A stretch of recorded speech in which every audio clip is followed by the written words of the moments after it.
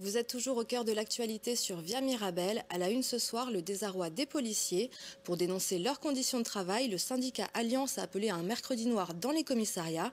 Pour comprendre les raisons de cette colère, nous recevons le secrétaire régional du Grand Est du syndicat de police Alliance, Fabrice Poli. Bonjour. Bonjour.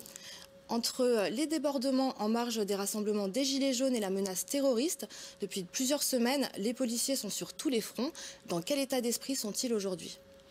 Écoutez, les policiers sont aujourd'hui dans un état de désarroi le plus total, puisque depuis de nombreuses semaines, ils sont mobilisés considérablement par l'action, bien évidemment, des Gilets jaunes, mais également des lycéens. Est venu se rajouter à cela, on va dire, les menaces d'attentats, puisque Strasbourg a été frappé en son cœur au niveau du marché de Noël.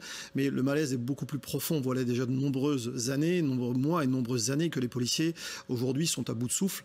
Je crois qu'à force de tirer sur la ficelle, elle finit par craquer. C'est ce qui est en train d'arriver. Et voilà la raison pour laquelle, aujourd'hui, une action a été décidée pour mettre en garde, on va dire, le ministère de l'Intérieur sur la situation extrêmement tendue que vivent actuellement les services de police. Vous dénoncez également des horaires de travail interminables, mais cette surmobilisation dont on parle, elle ne date pas hier. L'État vous doit à ce jour 22 millions d'heures supplémentaires. Comment on en est arrivé là ? Tout simplement parce qu'on a une très, très grosse carence d'effectifs dans la police nationale. Aujourd'hui, il nous manque des policiers un peu partout, dans tous les services. On a eu l'obligation de créer de nouvelles structures, de nouveaux services, notamment par le biais des services de renseignement après les attaques terroristes dont a été victime la France. Et si vous voulez, ces carences d'effectifs proviennent justement du fait qu'on a été dans l'obligation de déshabiller certains services pour en habiller d'autres ou en créer d'autres. Et aujourd'hui, on a des services qui aujourd'hui ne peuvent plus tourner correctement et sont obligés de faire appel à la mobilisation des fonctionnaires sur leurs heures de repos. Donc on les rappelle sur leurs jours de repos, sur leur samedi, sur leur dimanche, voire sur leur régime de repos cyclique. Et ceci génère énormément de récupération puisque les heures ne sont pas payées dans la police nationale, elles sont exclusivement récupérées. Donc voilà comment on en arrive à 22 millions d'heures supplémentaires. Est-ce que ça veut dire qu'aujourd'hui, les effectifs de police ne sont plus en mesure d'assurer la sécurité des Français ? Alors les effectifs...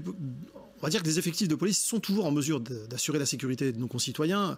La preuve en est, je veux simplement vous signaler que grâce aux services de police, l'État tient encore aujourd'hui, puisque vous avez vu que dans l'acte 4 des Gilets jaunes, l'Élysée a été préservé, alors que finalement, on s'apercevait que si les policiers et les gendarmes n'avaient pas été là, je pense très sincèrement que la République aurait été mise en danger, on va dire. Mais en l'état actuel des choses, si les policiers peuvent encore assurer leur travail, on ne sait pas combien de temps ça va tenir. Parce que là, pour le moment, on a énormément de problèmes, de risques psychosociaux dans la police nationale, avec de nombreux policiers qui font état de dépression et d'autres pathologies aujourd'hui qui sont en plein développement dans nos structures. La sûreté même des policiers semble mise à mal parce que de nombreux témoignages font état d'agents qui déclarent travailler avec des équipements en état douteux, voire même dans certains cas pas d'équipement du tout. Oui, alors là, il y a une absence par endroit d'équipements de protection et lorsqu'il y a des équipements de protection, malheureusement, ce sont des équipements de protection qui sont obsolètes. On a par exemple des casques de protection pour les agents qui ont 25 ans d'âge avec des visières rayées, on ne voit plus au travers. Lorsque les collègues sont engagés sur des services d'ordre, ils ne peuvent même pas baisser les visières, sinon ils ne voient pas ce qui se passe devant eux. On a des véhicules qui atteignent 200 000 km. Oui, effectivement, il y a des tas de raisons pour lesquelles les policiers aujourd'hui sont extrêmement en colère par rapport à la situation budgétaire qui n'est pas prête de s'améliorer si l'on en croit le vote du budget à l'Assemblée. Justement, c'était une des prochaines questions. L'Assemblée nationale est en train d'étudier donc le budget 2019 des forces de police et il y a une coupe de 62 millions d'euros qui est prévue. Avec encore des moyens en moins, ça risque pas de s'améliorer. Ah non, la situation n'est pas prête de s'améliorer et c'est la raison pour laquelle nous avons déclenché cette journée d'action aujourd'hui, intitulée Commissariat mort, tout simplement pour attirer l'attention des représentants de la nation et plus particulièrement des parlementaires, afin qu'ils ajournent ou qu'ils reportent le vote de ce budget qui est très largement insuffisant, puisque nous attendons un véritable plan Marshall pour la police nationale, parce qu'il convient véritablement de reconstruire complètement l'institution policière, parce qu'aujourd'hui elle est en grande souffrance. Si je comprends bien, vous vous sentez un petit peu abandonné par l'État, mais en plus de ça, sur le terrain, les policiers sont de plus en plus pris pour cible par des manifestants, des casseurs. Comment vous l'expliquez ? Alors, abandonné par l'État, on va dire qu'on ne peut plus désormais se contenter d'une poignée de main pour nous remercier d'avoir fait notre travail.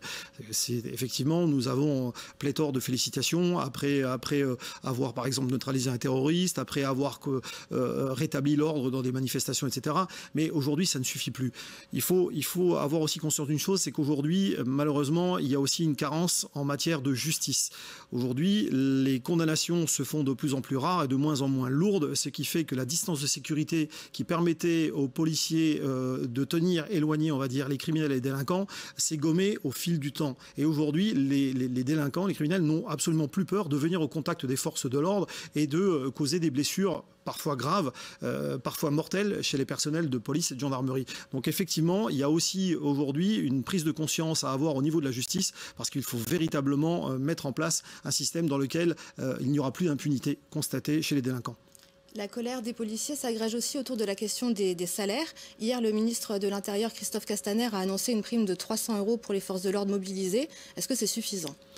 Alors, 300 € après des années au cours desquelles les forces de police ont été considérablement mobilisées, c'est un cataplasme sur une jambe de bois. Donc aujourd'hui, effectivement, l'immense majorité des policiers ne se contentera pas d'une prime de 300 € qui sera versée une fois et puis croyant que ce sera une prime versée pour solde de tout compte, on va dire.